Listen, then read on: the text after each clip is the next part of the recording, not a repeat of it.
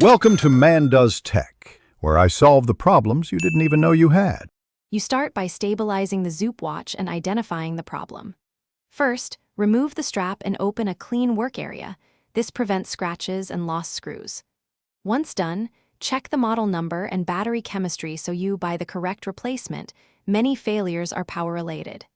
Next, ground yourself with an ESD strap and assemble a precision driver, plastic pry, and magnifier. These initial steps let you proceed confidently and avoid common mistakes that complicate repair later. You now open the case carefully and inspect internal components because the cause is often visible. First, remove the back using the correct tool and immediately note the gasket location and condition. A damaged gasket can cause moisture issues.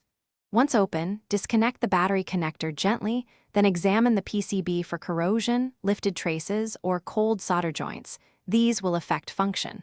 Also inspect the display ribbon and motor. If corrosion exists, clean with 90% isopropyl and a soft brush. Then you finish by performing the actual repair and validating functionality.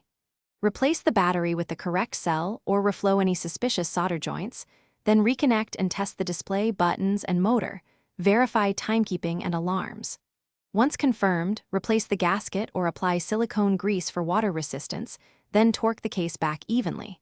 If problems remain, recheck connectors and clean contacts.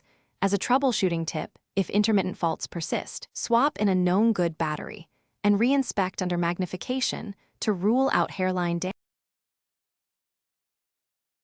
Thanks for watching. If you found this helpful, don't forget to like and subscribe.